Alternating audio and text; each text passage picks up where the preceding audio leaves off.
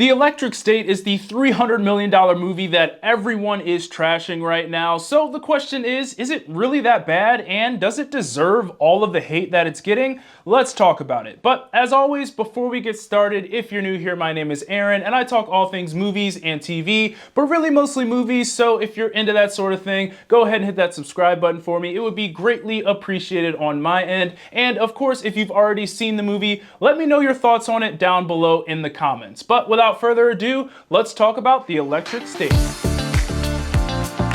So this is directed by the Russo brothers, and it's based off a sci-fi novel of the same name, but in the movie version of the book, we follow Millie Bobby Brown, who plays a girl in a post-apocalyptic world in the 90s that has been torn apart by war between humans and robots. But when she meets a robot with her brother's conscience, she sets out on a journey to find out if he is still alive. Jumping right into the good, and the first thing I have here is Chris Pratt and Millie Bobby Brown. They were fine in this movie. Now, I will say these weren't my favorite performances from the two. I think they've definitely had better in the past, but what we got from them for this movie worked just fine. Chris Pratt essentially just played Star-Lord if he never went to space, but he did get some chuckles out of me. And Millie Bobby Brown was our main character, and her character and really this entire movie revolved around the relationship she had with her little brother. That relationship really was the heart of this movie, and when she had to show emotion for that, I think she did a solid job. However, with all of that said about Millie Bobby Brown and Chris Pratt, I think the secret star of the show in this movie was Anthony Mackie as a robot named Herm. Now, I had no idea he was even in this movie until after I watched it and I saw the cast list online, but Herm was not only the funniest character, but I'll go as far as say he was the best character in this entire movie. And while I was watching this, I obviously couldn't tell it was him because they edited his voice and made it sound a little bit more distorted so he would sound more like a robot. But with that said, Anthony Mackie is having a nice little start to this year. He had Captain America: Brave New World, which did great in the box office, and even though it got mixed reviews, it's still a solid middle-of-the-pack Marvel movie. And then he has this movie, which is not as good as Captain America: Brave New World in my opinion, but at least he is playing what I think to be a fan favorite character. But next up for the positives in this thing is the visuals, and this aspect of the film is really where that $300 million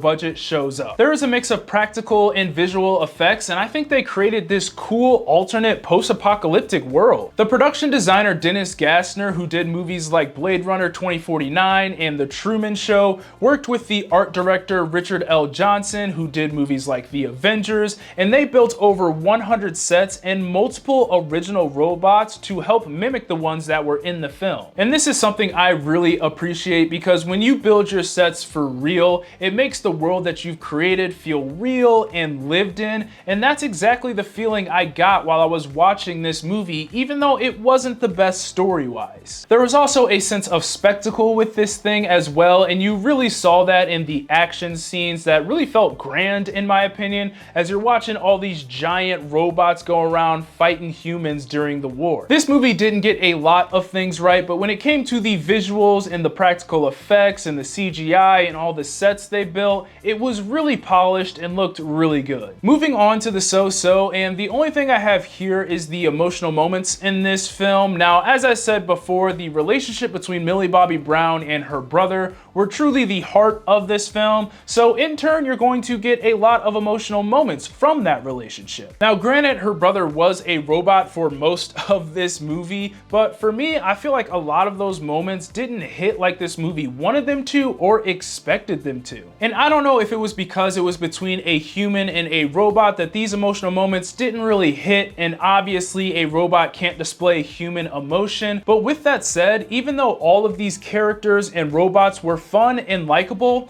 I just really didn't care what happened to any of them, and that included the relationship between Millie Bobby Brown and her brother. So when it comes to those scenes that are supposed to hit you in the feels, I just felt nothing and it just fell flat. And finally, getting into the bad, and the first thing I have here kind of goes along with the whole emotional moments thing, and that is that this film is very surface level. There's really no substance at all, and outside of a couple of jokes here and there that got a couple of chuckles out of me, there wasn't much keeping me invested wasted in this film. And for me, that's where this movie really felt bland. There was nothing for you to really latch onto and care about what you were watching on screen. The story was a human versus robot story that we've seen a million times before. The characters were pretty thin and you didn't learn much about them other than a couple of sentences about their past. So again, when you got to those moments where this movie wanted to be a little bit more serious and maybe get some emotion out of you, you just didn't care at all because there was no substance behind it. The only thing that even had a teeny tiny bit of substance in this movie was that relationship between Millie Bobby Brown and her brother, but at the end of the day, you didn't really care about that either. And the last thing I have for the bad, and I think this is the main reason why this film is getting criticized so heavily, and that is it just feels like a wasted opportunity. Now, everything about this film says blockbuster. It's got 2 accomplished directors, an all-star cast, and a $300 million budget. So everything about this movie says, hey, this should be a success, but it just turned out mid at the end of the day, and I think that's why a lot of people are very disappointed with this film. I mean, outside of Millie Bobby Brown, Chris Pratt, and Anthony Mackie, this film had Giancarlo Esposito, Woody Harrelson, Ke Huy Quan, Stanley Tucci, and even Coleman Domingo. That is a cast that you see on paper and you think there is no way that this movie is not phenomenal because those actors are just so good and the directors are pretty talented as well. So when it came out the way it did, it was just super disappointing. So at the end of the day, I think it was the expectations that were the downfall of this movie because honestly, in my opinion, if they would have just got a director and a cast that no one knew about, I think this would have just been treated as another average streaming movie, which is what it was. But instead, the entire internet and all of the critics are bombing it. So do I think this is a good movie? No, but I also think it's far from a bad movie as well. It's just extremely mid. And I do think the criticisms of this movie are fair, but I also think that it's receiving way too much hate. So overall, this movie didn't live up to the expectations. It has its moments of fun and laughter, and the visuals were strong, but everything else just kind of fell flat in this thing, making it a pretty average movie. Those are my thoughts on The Electric State. Be sure to let me know what you thought of the movie down in the comments, and as always, be sure to like, subscribe, comment, get your Eazy Apparel at shopeasyapparel.com. God bless, and I'll see you guys later. Peace.